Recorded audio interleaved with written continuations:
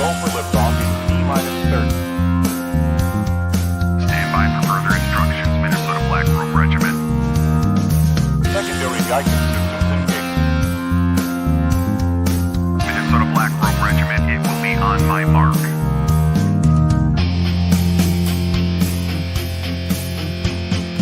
All systems are a go. All systems are a go. Minnesota Black Robe Regiment, you are over the target. You are authorized to fire at will.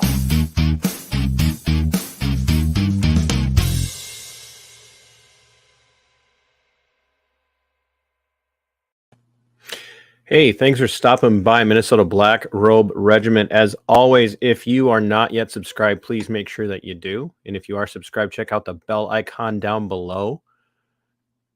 I'm super excited about tonight's show. This is literally going to be a perfect example of Monday Night Musings. Before we get too far into it, though, look at what I did. I created a whole merch shelf here. So now you can see everything directly behind me. See that? You can see the coffee and the mugs. Do not forget that I've got a 22-0 challenge going on. For every piece of merchandise and every bag of coffee that I sell, I will be donating a portion of the proceeds to the 22-0 organization. We're going to try and prevent more veterans here in the United States from taking their lives. It's upwards of 22 or more a day. And so we're going to see if we can combat that. That's a project that's near and dear to my heart. Juan from Right America Media is kicking in $100 to match my first 100. And Kim, whom he and his wife make my merchandise, they are going to match that 100 as well. So we have a potential of a minimum of $300 if people will step up. And that is a challenge. Vets oftentimes serve in places that most of us would never want to go and never want to be, and they come back damaged, not just physically, but definitely emotionally, mentally, and spiritually damaged very often from what they deal with. So please think about buying so that we can do something to help. Tonight's guest is a friend and a confidant. He's been a supporter and an ally, oftentimes more than many Americans ever dreamed of being. He's in a cadre of people who have been with me intently over the last year. They were in on the inside of what was happening to me with the Olmsted County Sheriff's Office, and they walked me through it. And Tomski's he's a pirate, but the most important part of that, he's an atheist. And the reason I say that's important is because people tell me that we're not supposed to get along. They're like, how can you guys be friends? And I'm like, I don't understand it either. Tomski's got more patience than I do because he's my friend. And he's heard me say some pretty hardcore things in our group chats. And yet he remains a friend. And that's why I appreciate him. And because he pushes back when I need it. And he supports me even when he's pushing back. And if you like the sound at all, you can thank Tomski for that, because he bought this mic right here and sent it to me from Great Britain. So I don't know, maybe English mics have better sound. I don't even know who made it. I have no idea what technology does. So without further ado, I am going to bring Tomski in. Tomski. Hello, sir. How are you? Sir, he says. Well, it's the Englishman in me. The Englishman with pirate leanings and manners. Yeah, I know. I'm a bit of a mixture of different things. So yeah, I like to mix it up and keep people confused and on the back foot a little bit. So I am all over the place. I just wanted everybody to know that in honor of having a pirate in chat, you know who you are. We have a pirate in the chat, and I have a pirate on the show. I have rum. You do? Very good. I do. Yeah. Are you going to drink all that while we're talking? Depends on exactly what it is you do to me. Okay. So my challenge is to get you to drink all that through, I don't know, mental gymnastics or something like that. Oh, I'm very. I have been looking forward to this from the day we started talking about it, and then when I got you on the schedule, and then we had to change it. Um, it it was. I was like, man, I don't want to put this off anymore because I like talking to him, and I want other people to meet him, and I want other people to see like I have friends in this area who think I'm a harsh, judgmental Christian. And when I say friends, I mean people on Facebook who like to point out that I'm the reason other people run away from Jesus. And I'm like, no, I've got a friend that ran, doesn't believe in Jesus, and he's still my friend. So you can't blame me. Well, I wouldn't say I don't believe in Jesus, as in Jesus existing. No, you're taking the fun out of it. I know. I might, yeah, I might confuse. I don't know. I don't know what people are going to think about tonight because, although I am an atheist, I guess I'm not uncompassionate to people who follow religion.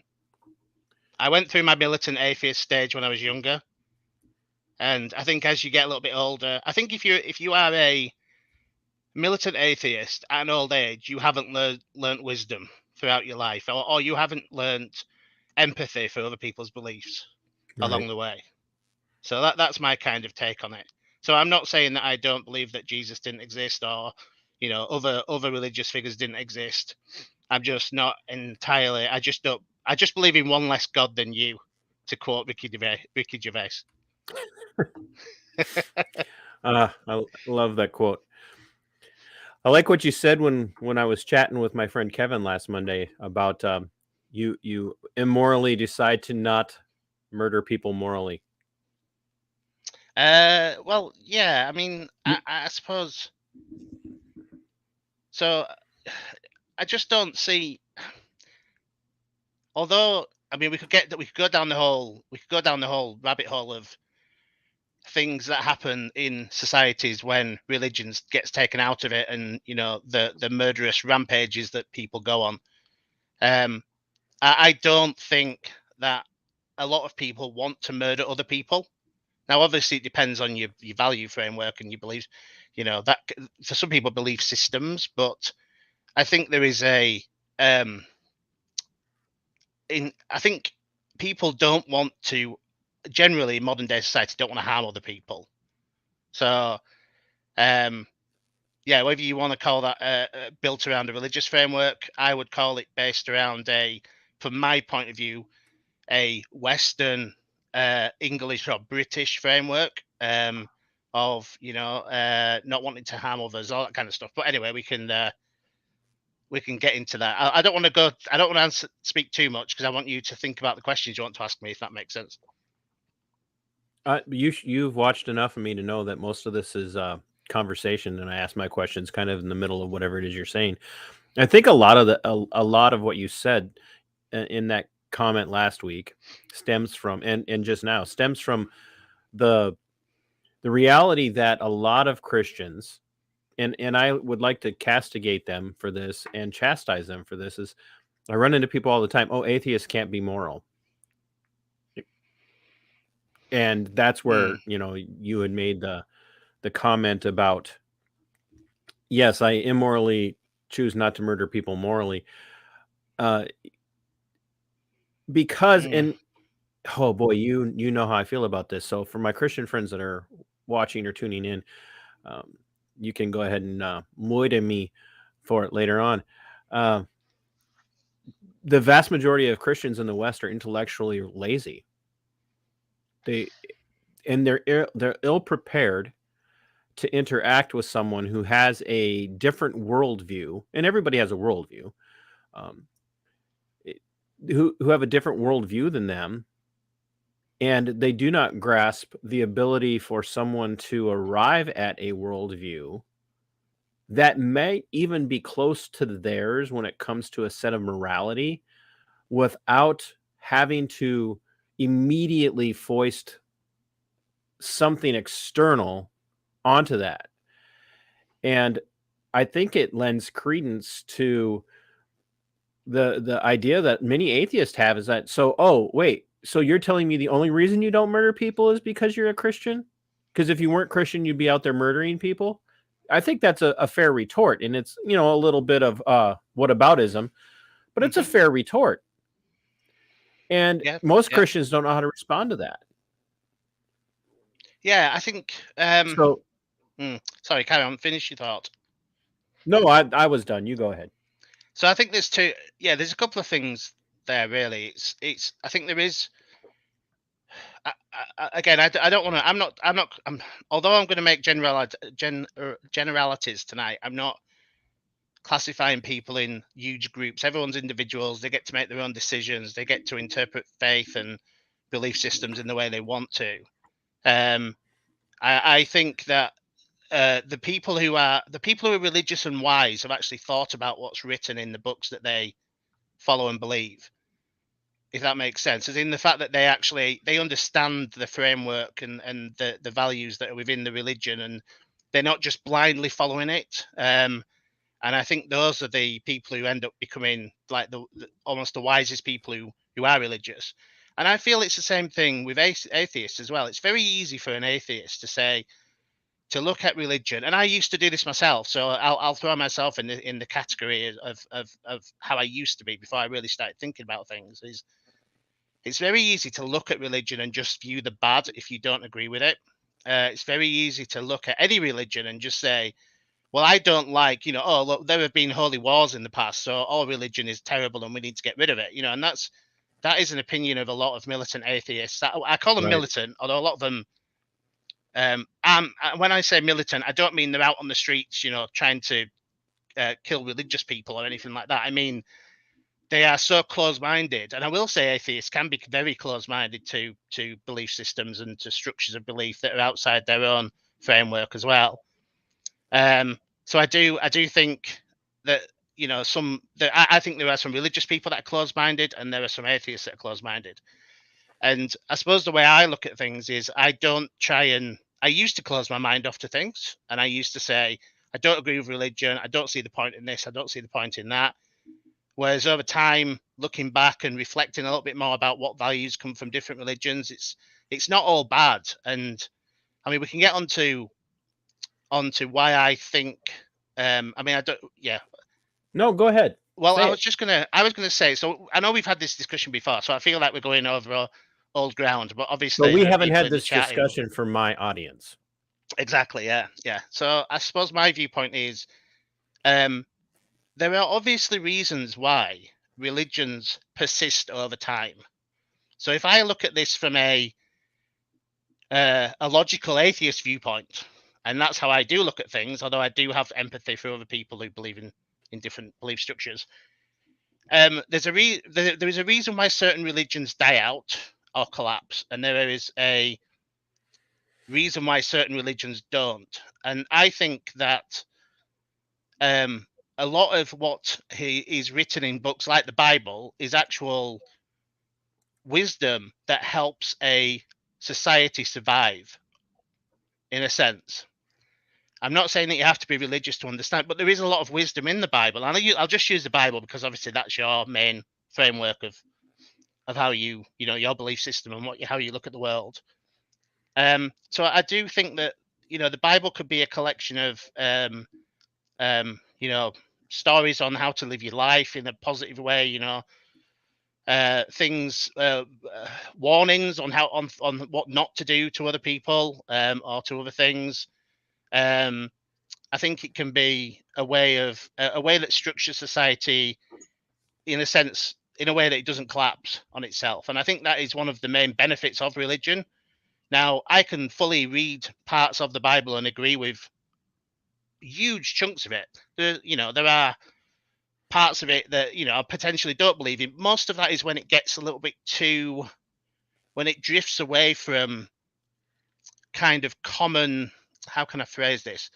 There are parts of the Bible where I think it drifts into mysticism that I just can't get behind. Yep. Absolutely. It does. It doesn't drift. There is a sense of mysticism in the scriptures. A podcast that I enjoy listening to, it's called the Pug Cast. It's hosted by three people I respect a lot, but one of them is a gentleman that I had on the program here a few months back. His name is C.R. Wiley. they just did an episode on the reality of mysticism within Christianity, and one of the detriments um, with conservative Protestantism has been the idea that mysticism is completely dangerous, because there is some mysticism in the scriptures. And I haven't had a chance to listen to all of that podcast yet, but I'm planning on finishing it because it's a thought that's been on my mind. So I don't disagree with you that there is some mysticism in it. It's something that needs to be wrestled with, and the good and the bad side of it. Just just like you were saying, like even with atheism, there are atheists that have done some horrible things, or gotten some things wrong.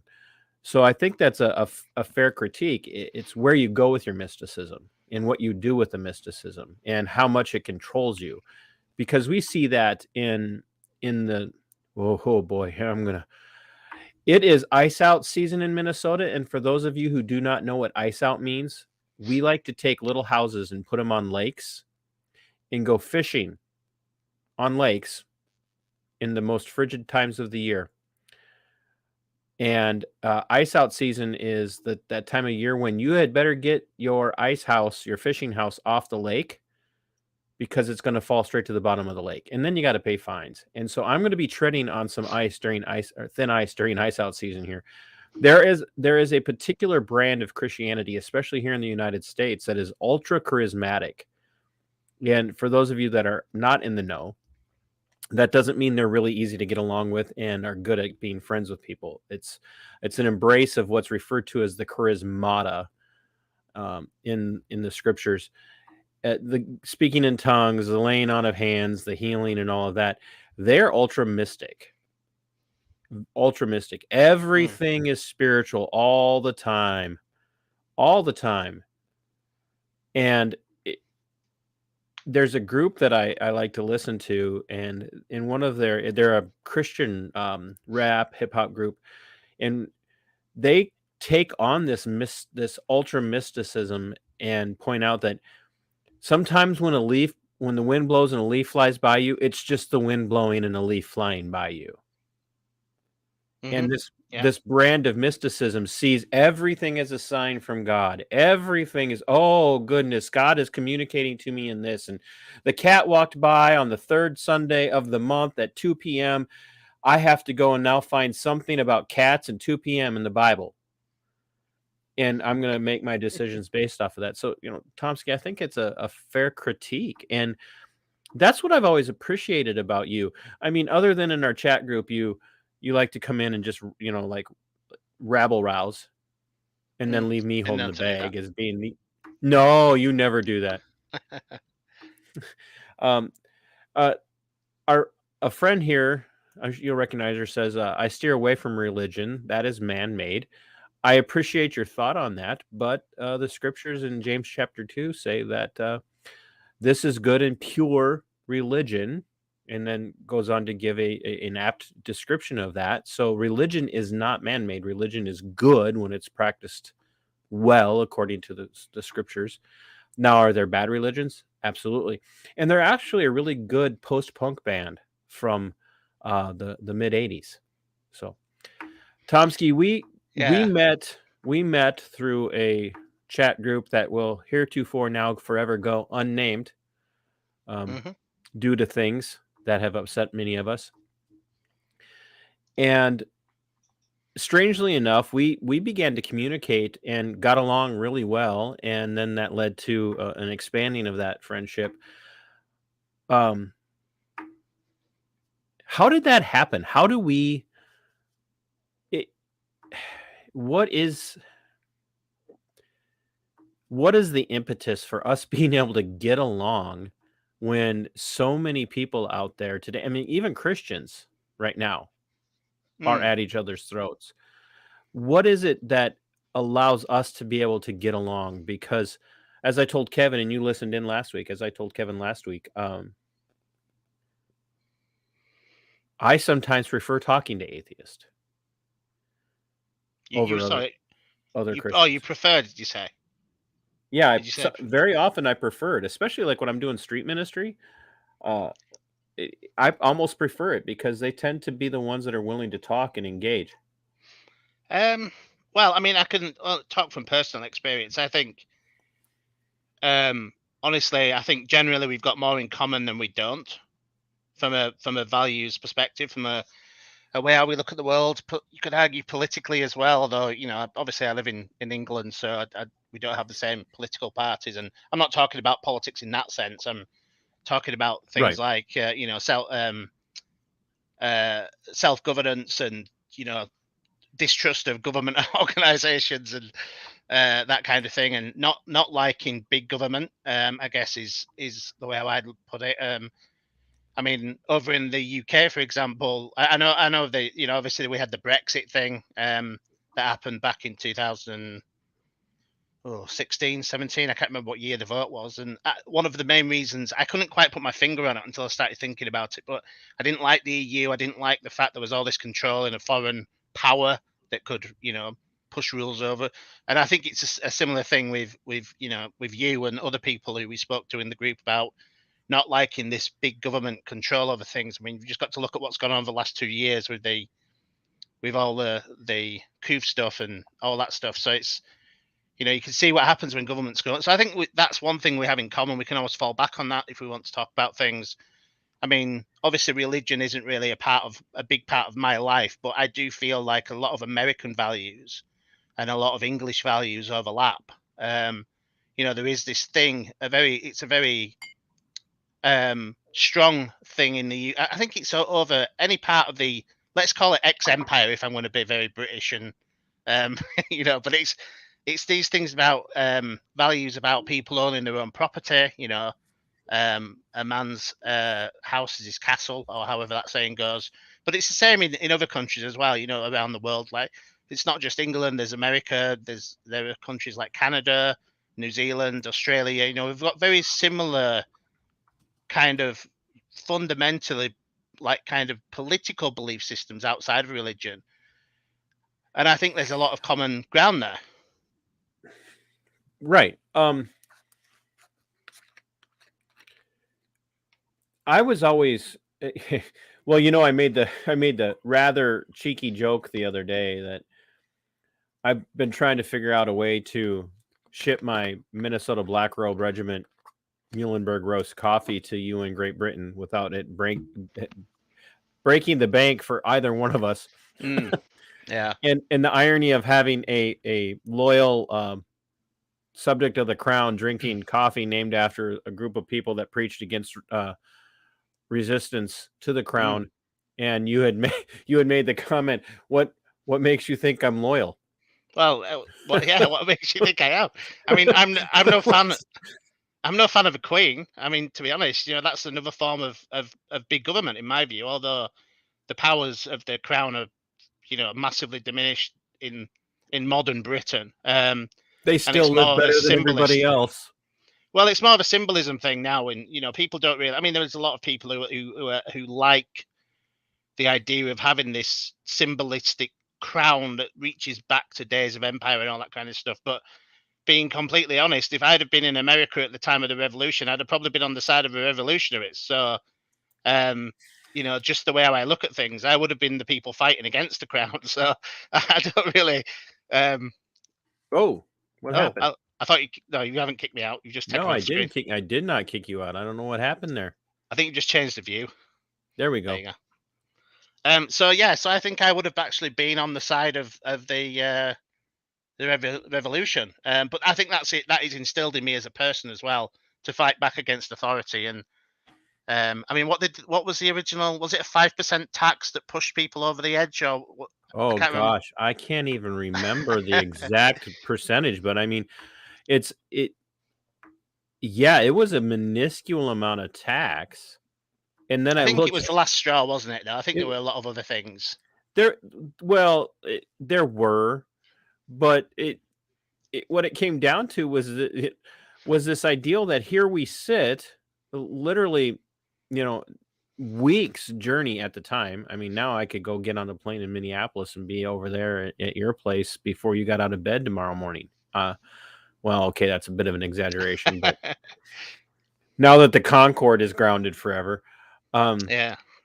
but it was this idea that it was a weeks and weeks and weeks of journey across uh, a massive ocean to be able to get to the king and have his ear, and the entire time Parliament was in his ear saying, "Oh, those nasty colonists, those nasty colonists, they're just rebellious people. You need to crack down on them." And so by the time the ambassadors from the, for lack of better terminology, got to the king, they just sounded like whining upstarts. And so they just kept taxing them and taxing them and taxing them until it raised to this outrageous amount of 5 or 6% or whatever it was. And they said, Mm. enough's enough. And I think about the way you bring that up now, and I'm over here going, what's it going to take, citizens of the American Republic? I mean, I go to put fuel in my vehicle right now, and by law, they have to tell you how much of your fuel is tax. And if they take the fuel tax off, gas would be a lot cheaper for us here in America. And everybody just keeps going to the pump, going about their day.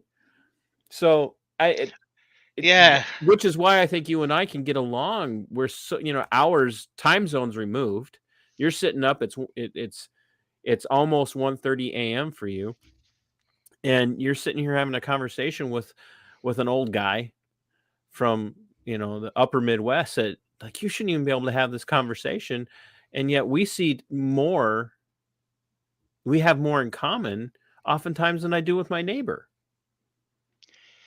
Yeah. Well, I mean, I think that's why. Yeah. There's a few points there. I think obviously there are huge collections of people in this country and people in your country who obviously don't agree with our view of things. So there is a lot of variety in both countries about how people look at things, and it's interesting when you talk about what's it going to take. I mean, what's really interesting is obviously there was what would a revolution look like today? I mean, if anything, you've got a better chance of having one than we have, purely from an arms perspective. But and I suppose that's why there is the Second Amendment. But I think what's interesting is, like, how much would it take if it was, there's the whole thing of what was it? No taxation without representation. It's like, how represented do you feel in your government now? And maybe at state level you feel a bit more represented than you do at a federal level.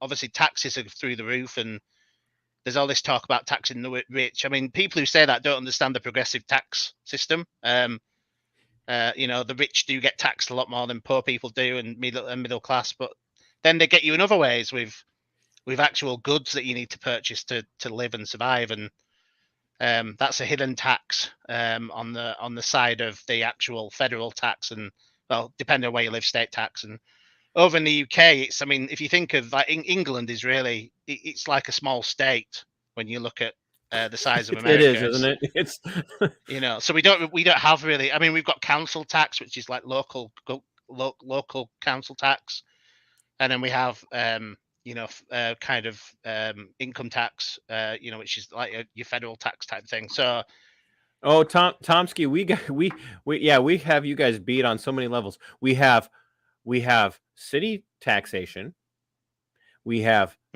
school district taxation, we have county property taxation, we have state income tax, we have taxes on, depending on where you live in the United States, you could have taxes on sales, taxes on your gas. It's all the same. And on and on and on.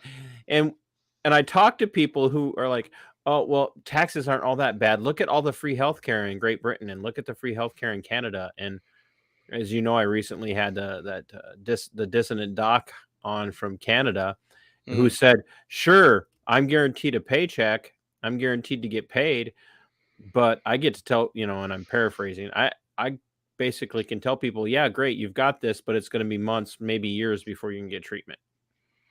Yeah. Well, that's an interesting. I mean, I kind of if we're talking about the healthcare system, it's interesting because my I had an aunt who was a doctor for 45 years within the NHS in the UK health system, and she got paid a lot. I mean, she was a specialist, so she got paid a lot of money, and she worked hard, and she wasn't like she was scrounging off the system.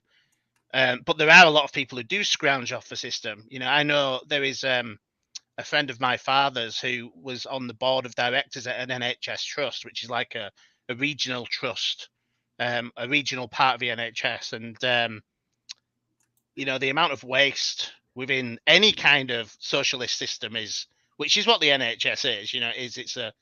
It's a socialist healthcare system. There's so much waste within there. Now, the interesting question, and this is where I have conversations with friends of mine who are more left leaning, is I would rather have my tax back and go private and pay for everything private, but then I earn quite a bit of money, so I can afford that. And then there are people at the bottom who can't. So, would some of my money go to helping those people? I'm up for that conversation. But I think if you just gave people back the tax that they pump into the NHS, that would go a long way to them. Sometimes you could go 5 years and not have any medical problems. 10 years. Some people go their entire life and don't have any serious medical problems. But yeah, they're all forced to pay into the system. So, we could go down a whole conversation about that. I'm not a kind of, I don't fall down entirely on one side or the other. I do think we as a society, there should be some kind of safety net, but I just think that safety net is way too big at the moment, and it's way too over abused by people. Not just within NHS, but within other stuff. So I think that's my view on taxes. Really, is I'd rather spend money on things that are right for me rather than Here in others. the Republic of the United States of America, at one time, that safety net was the church. And when I say church, I'm using it broadly to describe all of Christendom within the United States. And it was after the Great New Deal, FDR, the Great Depression, which wasn't just for the United States; it was all over the world, really. Didn't that sink more people into depression? I don't know. That's a whole. Yeah, it's quite frankly, it did. So the stock market crashed, and all these other things started to happen, and so they came up with this new deal. And when they permanentized, if you will, the federal income tax, the reality of churches, local churches working through charitable organizations, it died away because people weren't able to give to the churches like they were before, because now all of a sudden their ability to give was diminished because the state was taking so much money from them. And back then it was nothing compared to what it is now. Yeah. And so there again, Christian or not, charities were far more charitable prior to the inception of things like welfare and Social Security and whatnot here in the United States, because the churches, the local charities run through the churches, were able to be in the lives of these people and help them, so that, wow, you really do need help. Now let's help you, but let's also work to get you out of the situation where you need this help constantly.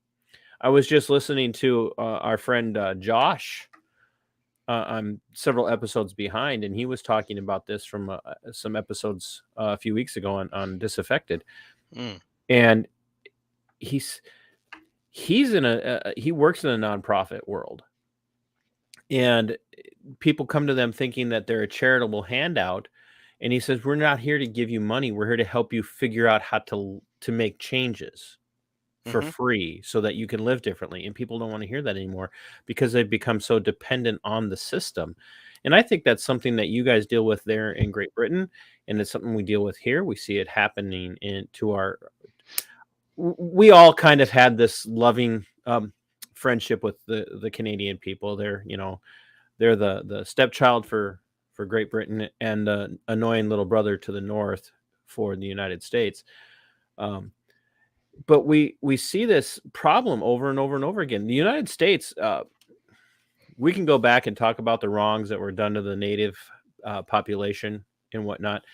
But I think the greatest wrong that was done to the native population in the United States was the inception of reservations and everything being given to them. I think that's done more damage to the natives than any warfare ever did, because they've been taught to be dependent on the federal government ultimately. And I think that destroys more and more. And I have a good friend here, part of the Patriot movement in Minnesota. His name is Raul, who won't take part in that. And he's rejected by his own peoples, by his own nations, because he will not take part in that system. And he speaks out against it. So Yeah. it's because it's damaging and damning to people. And I think you see it, we see it here, and others see it as well. Well, I do, and the one thing that kind of frustrates me more than anything is and I don't know. I mean, I'll speak personally from my experience in this country. Is there is no real incentive to get people back to work. I mean, there is for some people, but mostly people. When I was growing up, I had a friend who was a few years older than me, and when I was probably about 16, 17, he might have been 23, 24. But he lived with a guy who was basically, he was a heroin addict. And he was signed on, so he was getting paid by the government. He was on government benefits, and he basically just, all he would do is his housing was subsidized, so he was living in a flat for pretty much free. He was getting paid by the government to signing on, and we call it dole in this country. I don't know what you call it over there. But we call it being on the dole too. yeah. Well, so basically, he would go and collect his check, go and buy heroin, do drugs all week, and then go and collect his check again. And there was absolutely zero incentive for him to do anything other than that. There was no, Right. It didn't run out. Exactly. It wasn't like you've got 6 months to find a job and then it runs out. There was nothing like that at the time. Now that might have, it's been a while since I've looked at that system, so that may have changed, but it was literally, hey, live in this house for free and we'll pay you so much. And, have you ever seen the film Trainspotting? Yes, I have. There's a scene in that film where a guy, one of the characters, goes to a job interview, and he takes speed before he goes into the interview, and he messes up the interview on purpose. Now, Right. that is so he can stay on the dole, because the idea was being that you were put up for jobs and you went to interviews, and if you got a job, you lost your benefits. So that's why in the film the guy went and did a load of drugs and then went to a job interview, and he acted like he was trying, but he wasn't really trying, and so that's like what the system is like. Yeah. So and that kind of stuff that irritates me, because it's not good for people to not be productive. Right. It's not good for them. It's not good for society. Right. I saw that often over the last 13 years in my now former career that I miss and loved. We would get people that would be arrested for numerous various reasons, and they would come in with a wad of cash and their EBT or SNAP cards. It's, the social welfare system here. Just a wad of cash.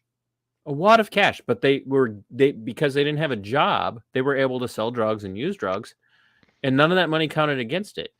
And it just created just this horrible cyclical nightmare of dependency upon the state to take care of them. And the more dependent they got, the more criminal they became. Yeah, and it is a bit of a downward spiral. I mean, again, we're generalizing. There are people And I'm not saying that everybody that's receiving some sort of benefit is a criminal, but it does create generational dependency, which then leads to generational criminality in a lot of situations, at least here in the States. Yeah, and we are. Yeah.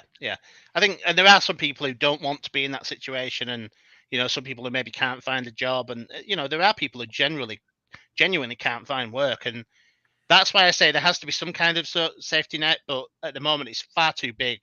What was I going to say? Oh yeah, so that is one of the problems that I've got with the going back to the original part of this conversation with the whole tax system and giving all the money to the state. As soon as you give all the money to the state, they can do whatever they want with that money. And one thing that really winds me up in this country is the both major political parties in this country both take the same approach. So neither of them ever say, right, well, we're going to start cutting benefits and try to get people back into work. Right. Because that's not a vote-winning strategy to get them re-elected. And Precisely. that's one of the problems with the whole... That's one of the problems with a kind of democratic society, in the sense that politicians don't do what's right; they do what's best in their own self-interest. And it's pragmatism Yeah. for the politician. well, it is, yeah, it is. And I wish, I mean, I just wish more people would stand on principles. And unfortunately, the people who do stand on principles are the people who don't get elected. You know, Our So- friend Kent, I know you recognize Kent. He's from that chat group that we were in at one time. Mhm. He says, sadly, there's a lot of internal corruption in the Canadian reserve system as well. See, I think it just leads to that. there's a lot of corruption in any system that isn't being held accountable by, right. you know, by either by a free market, or by other internal organizations. You know, I mean, and even then you have large government organizations being audited by other large government organizations who, And of course, they always find out they never did anything wrong. yeah, they're both open, you know, they're both prone to corruption, etc., etc. So it's a big kind of system that's just prone to corruption. Ken, what are our payroll tax rates? Well, it's a progressive tax system. So I think I pay 40% on an upper salary band on taxes, but it's not 40% on the entire salary. You pay, like, when you're earning 20,000, you pay like 15%. It changes all the time. But when you get up into the higher salary bands, you're paying 40% on anything over 40,000. So it does get quite steep as you go up. And then if you earn over 100,000, I think it's 50. But then you've got national insurance on top of that, which is what pays for your NHS.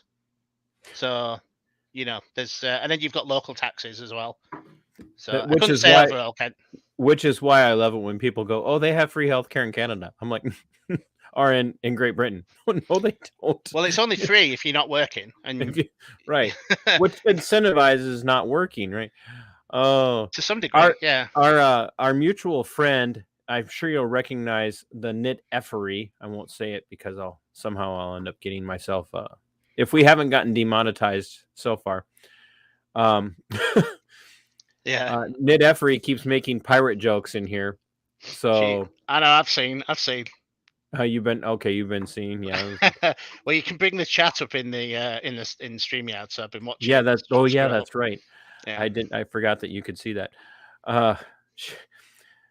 If anybody didn't see the promo video that I put out yesterday or the day before, whatever it was, our friend Knit Effery is the other pirate, one of the other pirates that is curious about what this pirate is going to say.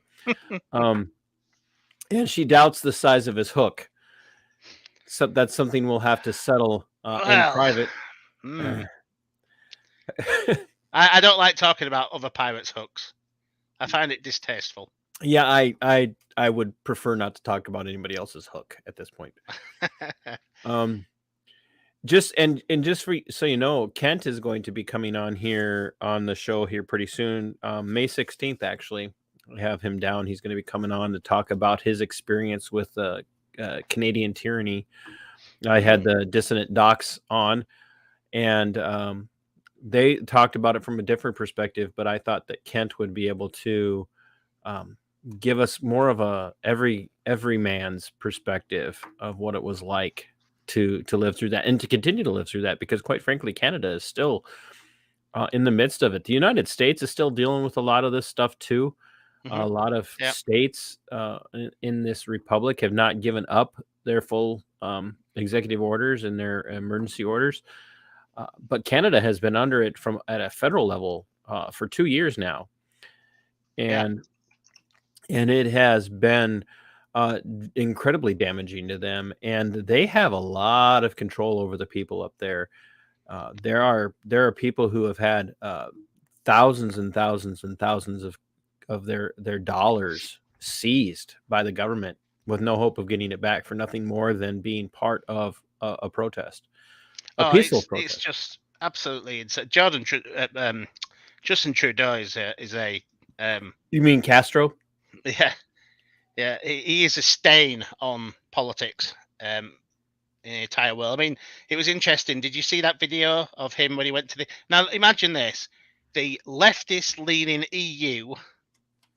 He went to speak at the EU, and he was chastised by members of the European Union, by MEPs.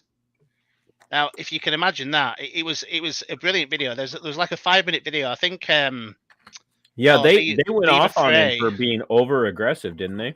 Oh, big time, yeah. I mean, Viva Frey did a 5-minute kind of short video of the different members of the European Union chastising him, which was brilliant to see. There was also, but I did see a news article or a new. Justin Trudeau gave a speech, and they said he had a standing ovation after the speech, but there were like 10 people in the room, and the rest of the European. That still counts. Oh yeah, but there was like everyone else stood up and walked out when he started speaking, but the press reported it as him, getting a standing ovation from the people who stayed in the room. So, but yeah, he's a stain on modern day politics. And wait, the legacy media, the cathedral reported it in a weird way. I know, I can't believe it. It's crazy, but it's we've had our own set of tyranny over here in the UK as well, and there was there was a Coronavirus Act that was brought into Parliament back in, I think it was May time of 2020. Now they've rolled back pretty much all the restrictions here, so we're back to normal. But I won't be happy until that Coronavirus Act is off the books. So I think it's the 28th of this month, 24th of this month. It expires, so hopefully they'll let it expire. But the thing that that actually rolled all that stuff back in this country, it was nothing to do with infection rates or nothing to do with the different variants, all that kind of stuff. It was the fact that Boris Johnson and his cabinet got caught in a political scandal where they were having parties in the Houses of Parliament, like weeks after the outbreak started. And he had to roll it back because he was getting so much pressure from his political opponents within his own party. That is the only reason why he rolled this all back before Christmas. So, we didn't even get out of it through actual logic and serious medical debate. It was a political scandal that actually got us out of all under these lockdowns and mask mandates, etc., etc. So that just shows how corrupt modern day politics is, and it's not just in Canada. It's all over. So our friend Knit Effery has a serious question. She wants to know: does Tomski pay for? I can't put it up. I want to put it up there, but her name. Does Tomski pay for pirate healthcare, or is his public? I'll just say this: he who would pun would pick a pocket.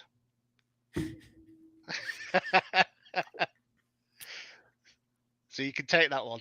That is from my favorite film, which leads to why part of my name of Pirate Tomski. One of my favorite film is Master and Commander: Far Side of the World. Oh, I love that movie. Yeah, it's one of my favorite films. And you know what's funny is that there are people in my audience who would sit down and watch a movie that long and watch the whole thing, right? Mm-hmm. And you've heard me complain about this, and so for those of you that complain that my content too long, you could just take the shot in the rear end for what it is. You'll sit down and watch a movie that's 3.5 hours long. But I do a 15, 25-minute video, and you tell me you got to cut them down more. I've never said that. Not you. I'm just, your stuff is so long. Pause it. Yeah, I mean there's YouTube Shorts now that you need to look at as well if you really want to. YouTube are really pushing the YouTube Shorts. Yeah, they sure are. Yeah, to try and compete with TikTok. So yeah, I'm not a TikToker. No, but there are some people who are absolutely making a fortune with short. I mean, I'm not saying you have to, but I'm not gonna dance. I'll try and figure out how to do a short. You'll have to send me some tips. Well, I've never done one. I just know that there are people making a killing doing it because YouTube are paying so much money for content creators to use that part of the platform. Well, so I'll Joe, work on it.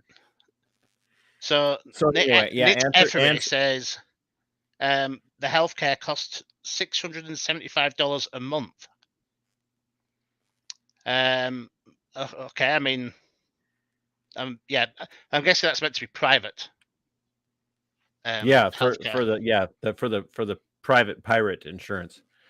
I think that's because pirates. I think that's because pirates are a higher risk category. They smoke, they drink, they fight. It's a whole and it's committed. It's the family's in on it. It's a family thing. It's more chance of drowning as well. All that kind of stuff. Yeah, there's a lot of drowning. Loss of life. Not just healthcare, but life insurance as well. It's pretty high. So yeah, what's this? God forbid we commit to more than 60 seconds. I mean that's a good point. That a lot of people are using it as content to get. A lot of people are using shorts. Sorry, just using shorts as teasers to get people into the longer videos. Hey. Yeah. I'll have to work on that. Right, I was teasing Tomski coming into this, and he told me I needed to make a sock puppet account for YouTube and then super chat myself. I said it kind of defeats the purpose. I says, Tomski's always my best super chat guy. Who's gonna step up? And I was kind of hoping we'd have a swear jar. I was kind of hoping we have a swear jar tonight. And Tomski's behaved himself. Yeah, I'm trying not to swear. So. I can hear the effort you're putting into it too. Yeah, that's well, as I say, I'm drinking orange juice tonight because I've got a busy week at work, so that's probably why. Hey, Judson, who I know says I like the little shorts, but I prefer long form. I guess it depends on my schedule on any given day.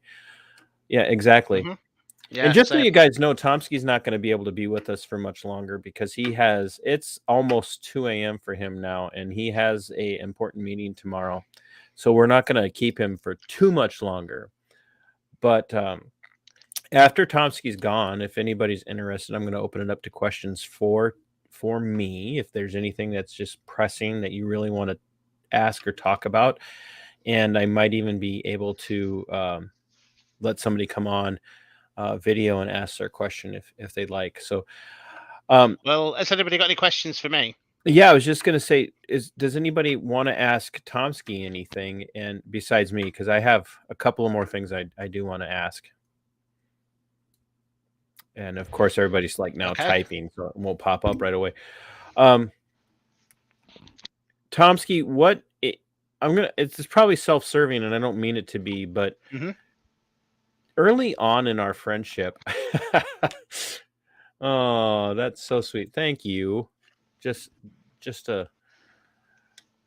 very sweet. Thank you very much. I was saying that to pick on Tomski.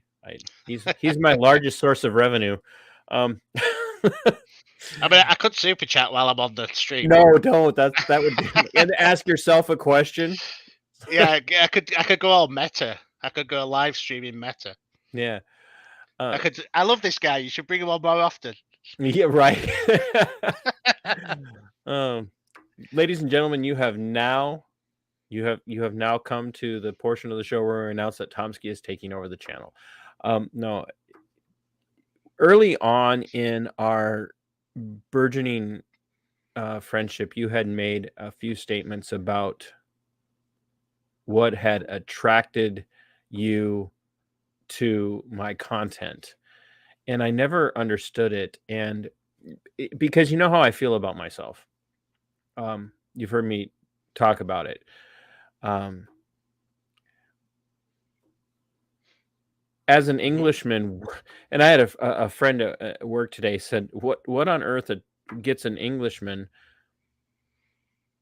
who's clearly well educated and knows what he's doing to pay attention to some guy in the upper Midwest of the United States and to be so supportive and be such a not just a super chatter, but be so supportive and be so helpful." And so what Mm, what because I've told you, it's to me it's the friendship is amazing because we have so very little in common when it comes to a lot of things about where we land on issues based on our worldview, but yet we have so much in common. And I know that what I appreciate about you is the fact that even when you're pushing back or even when you're pushing buttons, you're either doing it for fun or you're doing it because um, you're really trying to get people to think. And so I appreciate that about you, but I've never been able to understand what made you take an interest in some little out of the way nowhere guy like me with such a tiny little platform when you've been involved in some really big platforms. And you're involved again in with Carrie's show, I know. So uh, mm. I don't understand it, and I appreciate it, but I don't get it. Well, there's a couple of things. First of all, yeah, when I challenge people, sometimes unless I'm just making fun and just trying to wind people up and being sarcastic, and I do like to do that from time to time, and sometimes I go too far and annoys people, and I've been on both sides of that before.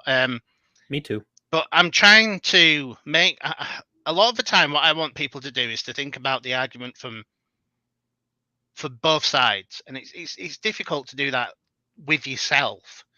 So sometimes I completely agree with what you're saying or what other people are saying, but I always ask the questions to make them think about, well, am I just annoyed now? Have I thought about things from other people's perspective? I went through this whole thing a few years ago when I went down a whole self-development journey. I was struggling at work. I had some big goals that I couldn't deliver. I was struggling to to convince people that what I was saying was the right thing to do. I kept hitting these roadblocks, and I went through a whole like really intensive 4 week long training course, which I can mention it off chat, but I don't want to mention it on chat. But That's fine. and it really pushed push you to look at the world to think about empathy a little bit more, and why are others thinking the way they are? Why can't you get people to agree with you? What you're missing, what you're not considering, all that kind of stuff. So that's how I always try and approach things when I'm being serious and constructive and trying. Sometimes it's just to get other people to think about things from different viewpoints and to try and understand that, and if they come down on the same position, then that's fine. They've gone through the process and they've thought Right. about things. So that's how I kind of approach things. And I do it all the time. It's almost like a kind of coaching technique that I've picked up. But the other thing as well is, so what really kind of attracted me to the videos you were putting. I mean, first of all, the stuff that you did going out on a limb for Lisa and all that stuff, that was incredibly brave of you to do. And at the time, you didn't know what it was going to cost you. Now, obviously, we know now that it's cost you a lot, but it was an incredibly brave thing for you to do at the time, and you were the only person standing up for somebody and standing on your principles for other people, and that is so rare nowadays that you don't see that very often. And that's what made me think, I want to help this guy. And that's why I sent you the mic, because I was like, I like what you're doing. I like the material you're putting out there. You're taking a principled stand on things. You're trying to help other people. You're pushing back against you're pushing it back against that local tyranny that was happening. But your audio was terrible on your videos. Oh, it was too, because I was using a freaking GoPro, man. Yeah. So I thought, oh my god! I mean, the video. I'm loving what you're saying, but I can't hear what you're saying half the time. So that was what made me think I'm going to send this guy a mic, because I think he could do some good with it, and get his ideas out there better with it. So that's why I think that's what attracted me to your channel in the first place. And obviously we've had plenty of conversations about what happened, and you have stood up on principles, and it has cost you a lot. And I don't think if more people stood on principles, we'd all have to deal with less shit. And that's the one swear word I want to use. But I think if more people did what you do, then we'd have a lot fewer problems. Personally, that's how I feel about things. And so that is why I watch your content, and that's why I enjoy talking to you and having discussions with you.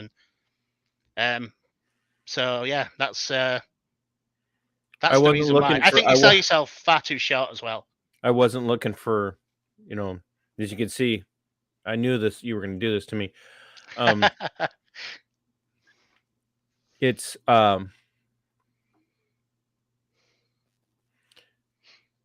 I'm humbled to call you friend. And I think, like at the end of the day, that as much as I respect you, I'm going to continue to be who I am. And that means there are going to be moments where we push back on each other. And the fact that you stay a loyal friend and all of that is what grows my respect for you.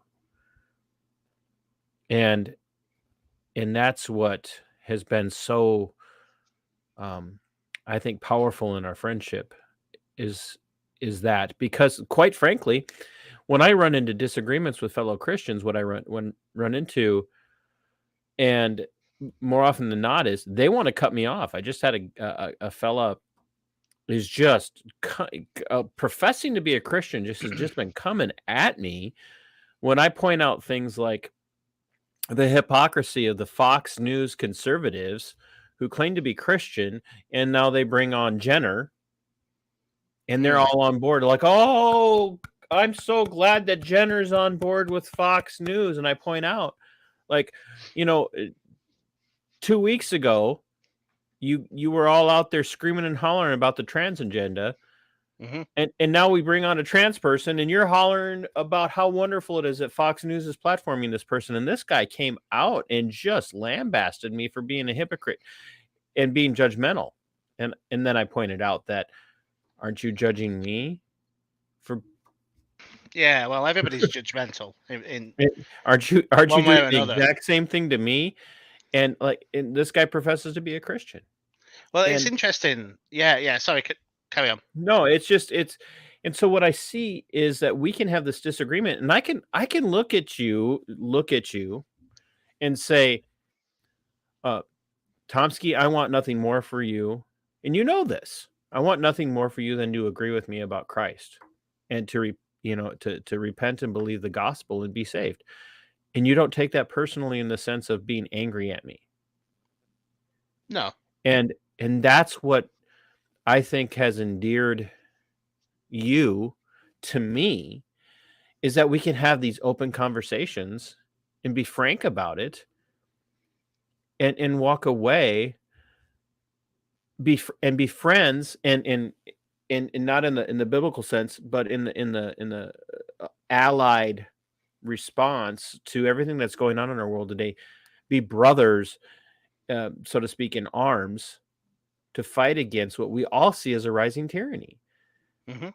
And that's what I've appreciated about you. The mic is great. I love it. Anybody else wants to, you want to buy me a computer? I don't care. I'll be your friend for that. I am a cheap computer whore. But it's just, you hear that, chat? Get the super chat. No, that is literally a joke. That's and here's his subscribe star.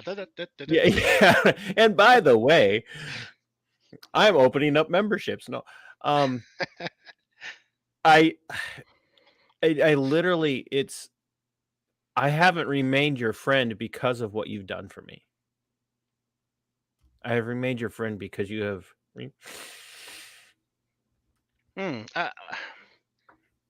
I think so. There's a you've couple of walked things. through the worst of this last year with me when a lot of people have walked away. Yeah, well, I respect what you've done, and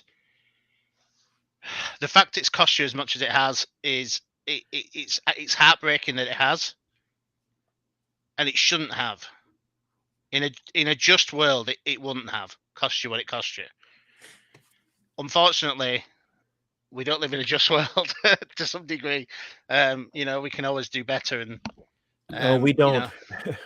But I think one thing I would say is, around when it comes to, if we wouldn't have had this conversation 10 years ago, maybe 15 years ago, I would say, because I was very much more close-minded off to religion and religious people, and I didn't like people talking about religion around me. And now I'm not too concerned about it. I'm very much a kind of person who, each to their own, and leave individuals to make their own choices and get on with their own lives. And I think as long as people allow me that same space to do the same, I'm not too bothered. I'm not too bothered having discussions around religion and things like that. Well, it's I frequently yell at you in our private chats, right? I tell you constantly how horrible you are. Yeah, water off a duck's back. But but I think the difference is and this is the big thing, and this is kind of what originally kind of the original topics that we talked about is all the kind of the woke agenda, and the Yes. the all the in the 90s it was all censorship. When I was growing up in the 90s, it was all control and censorship coming from the right, from the American right, I would say. And now it's control and censorship coming from the left. And I didn't like either of those. I'm not a fan of censorship. I am a free speech absolutist. I do think the best way to have these discussions is everybody can argue about things and say whatever they want. And if it upsets people, that's too bad. You just need to get over it and, get on with your life, kind of thing. And I think the thing about having conversations with people, like with Christians in general, is, from time to time, people will say to me, "Oh, well, I wish you would, you know, I kind of wish you were a Christian because I'm worried about your soul," or that kind of thing. And they can say that to me, but that's not an argument that's going to make me change my mind. And I'm happy to talk about the principles that Christianity and religion are built upon, but I'm yet to have a serious conversation. I'm yet. No one's convinced me so far that there is a God, and maybe that'll change as I get older. My mind's a little bit more open to it now than it was 10 years ago. But the good thing about like this group of people is they don't try and force it down my throat every time I'm talking to. We don't have a conversation where it always ends with you saying, if you don't repent, you're going to hell. That isn't the end of our conversations all the time. We talk about other things, and we have other things to talk about. We might drift into religion, but it's not what we talk about all the time. We talk about lots of other things. It's funny that you bring that up, because one of my biggest detractors is another Christian who's somewhat local to me, and he has said repeatedly now over the last couple of years that he feels like I've lost sight of the gospel. And I'm like, if you only knew the conversations that I have with people, they've shifted in how I have them. But you're judging me based off of what you saw of my public ministry and whatnot. And I'm like, if you saw the conversations that were taking place behind the scenes, oftentimes because of the stand that I'm taking, and the people coming up and asking me questions like, what gives you the strength? And I'm like, trust me, if this was just me, and after you leave the stream, I'm going to talk a little bit about my motivation, because I have some news to share about something that happened today that makes TC a very happy man.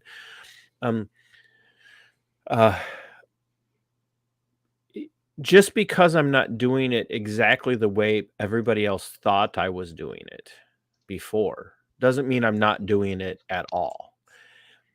And and that's what I wish I could get people to understand, that I'm not different than I was. I'm maybe a little bit more vehement about some things than I was before.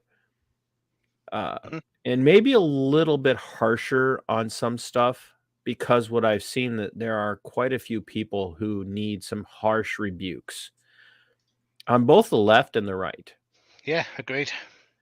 And it's time for people to stand up and start to do that. And that's what I've appreciated about you. And there again, your willingness to engage in conversations and not cut people off. Mm, Tomski, yeah, you it is 2:10 a.m. for you.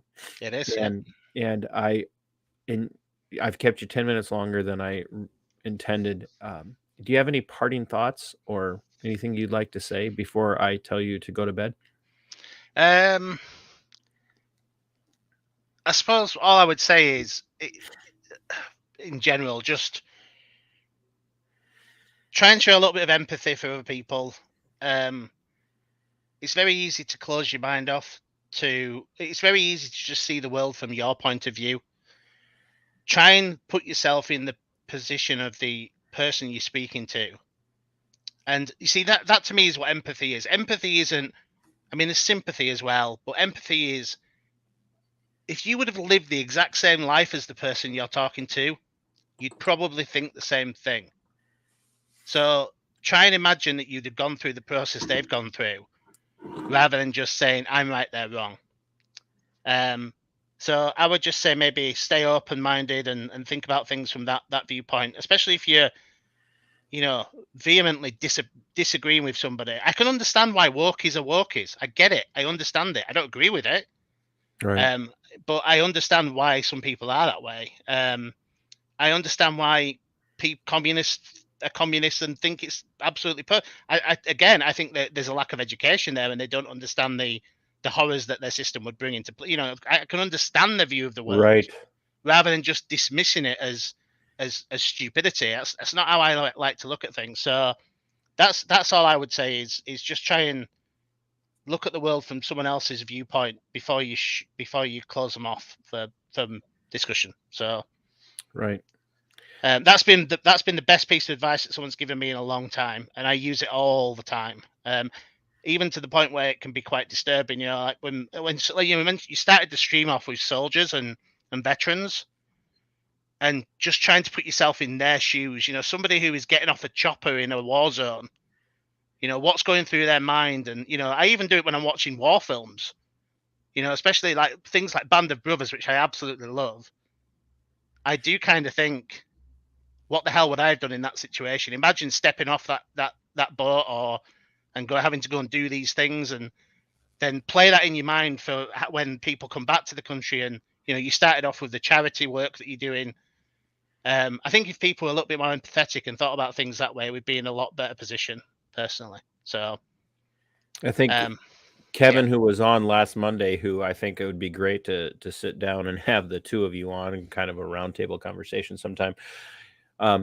He says these are incredibly valuable conversations for Christian apologists. We can be normal, and have normal conversations, and they still be Christ glorifying and gospel articulating. And I think that's what a lot of Christians are missing. They feel like they have to browbeat their atheist neighbors to death.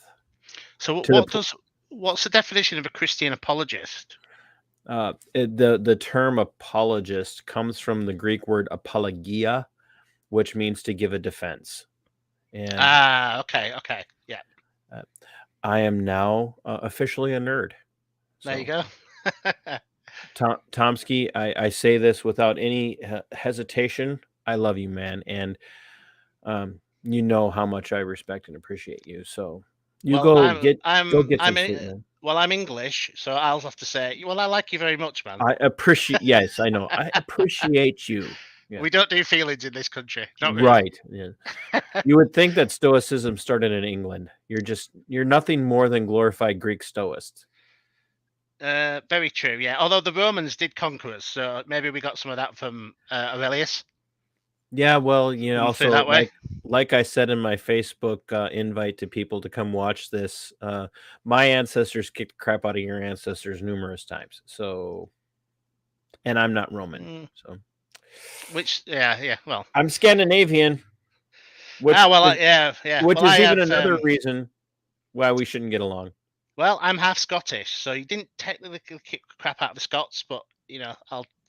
I That's understand where you're coming from. because the Scots wanted us to do all the work for them.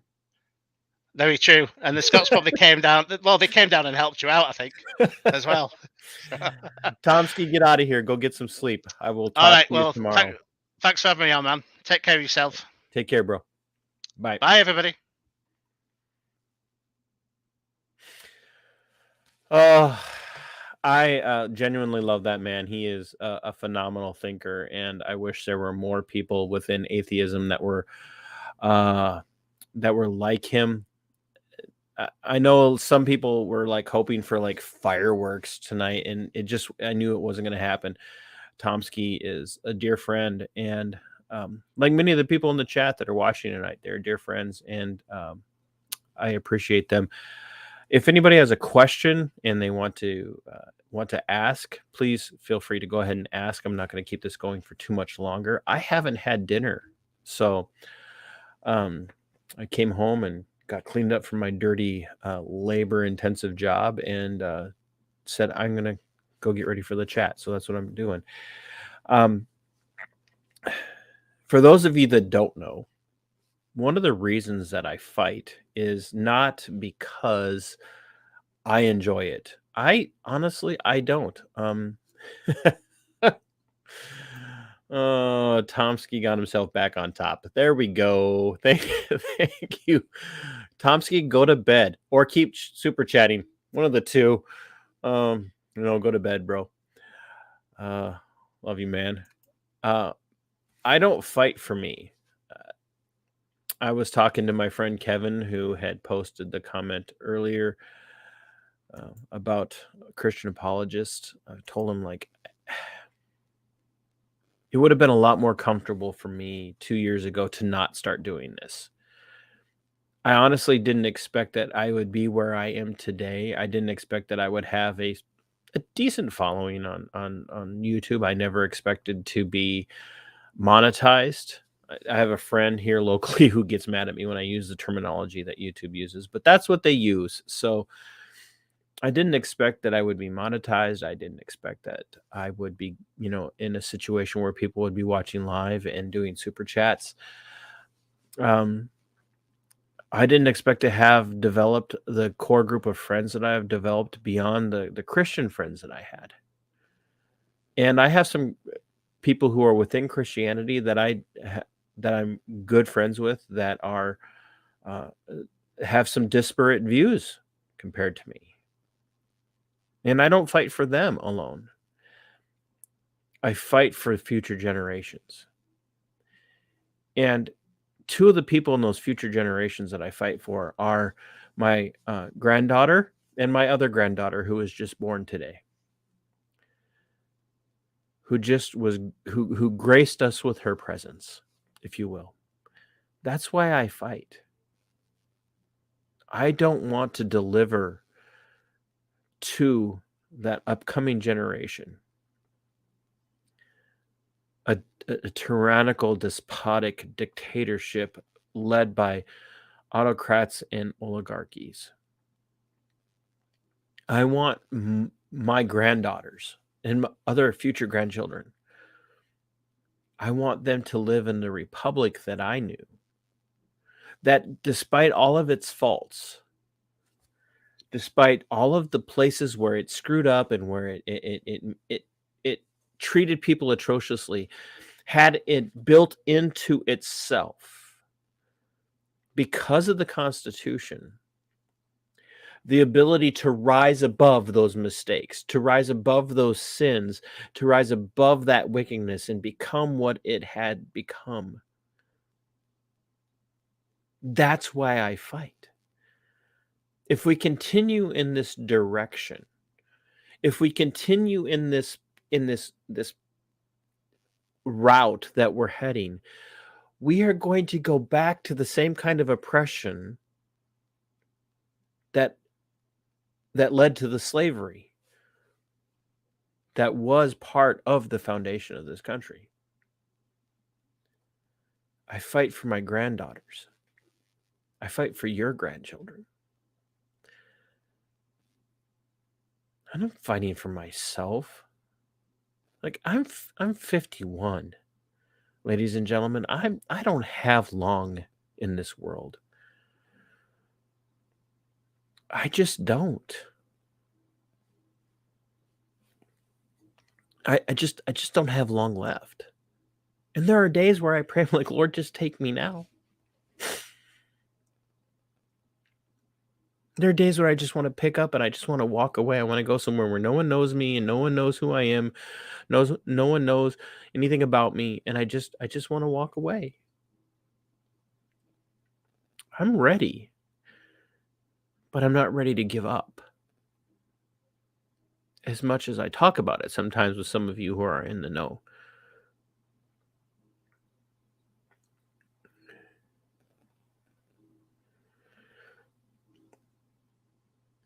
But I fight for them. Because when I'm gone,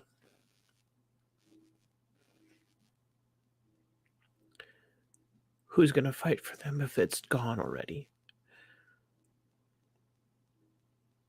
And I want people to understand that. It's ultimately, it's up to us who can fight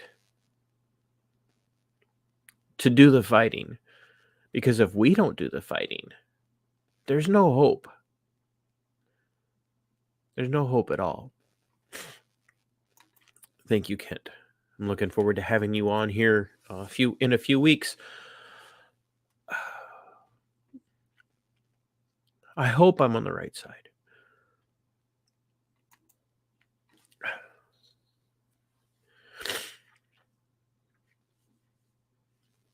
I don't know what it's going to look like going forward.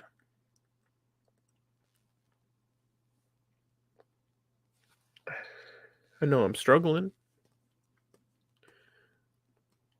but I know I'm not ready to give up in that respect.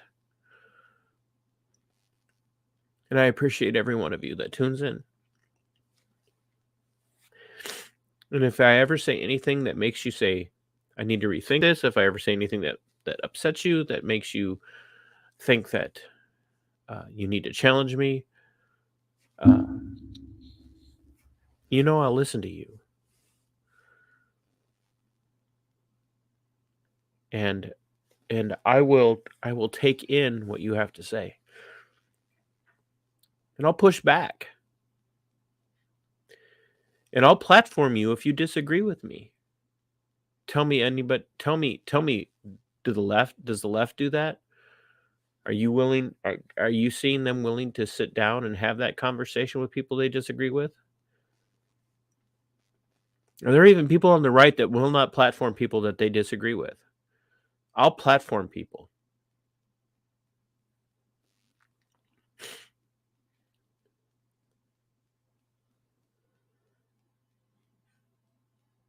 But that's why I fight. I fight for my granddaughters. And maybe my grandsons, if they could ever get it right.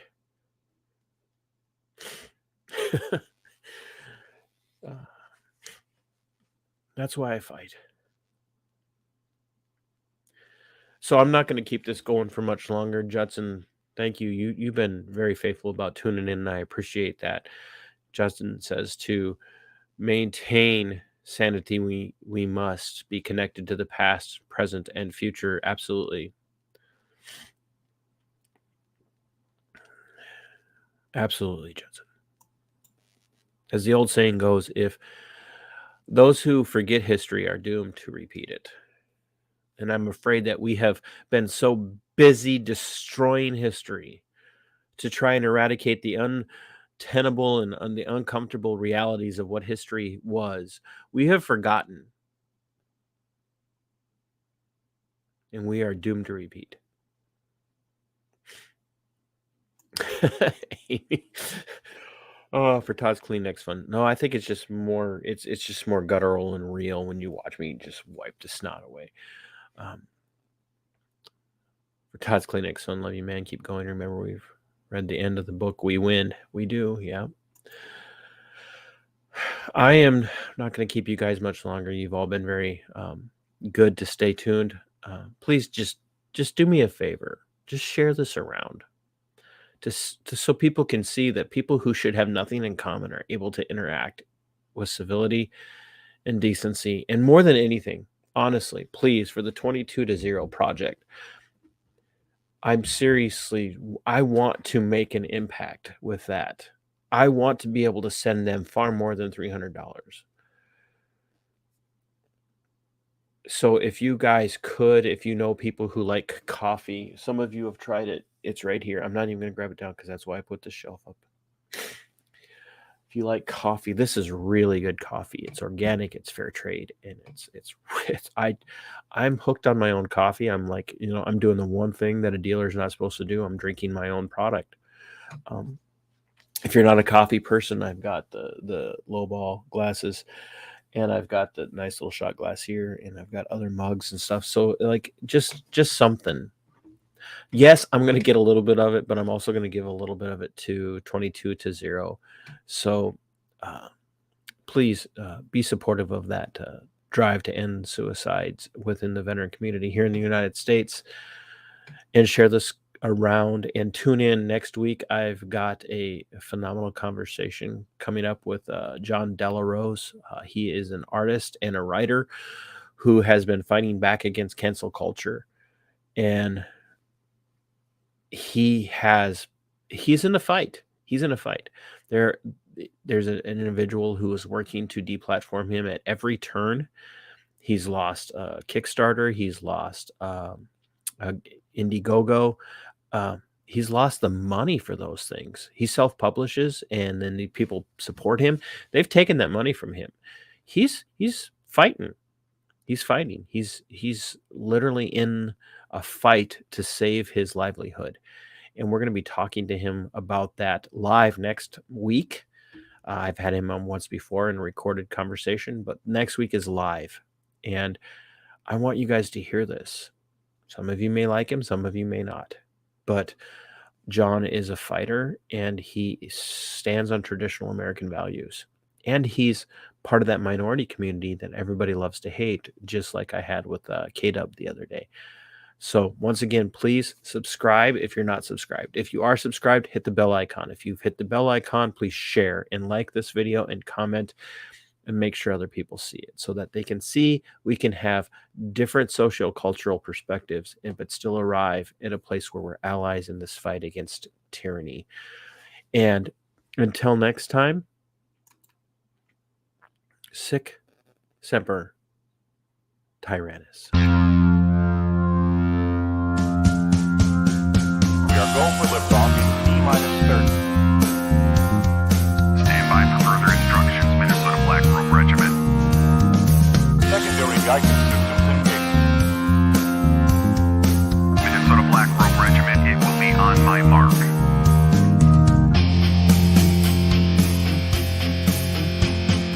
All systems are a go. All systems are a go. Minnesota Black Robe Regiment, you are over the target. You are authorized to fire at will.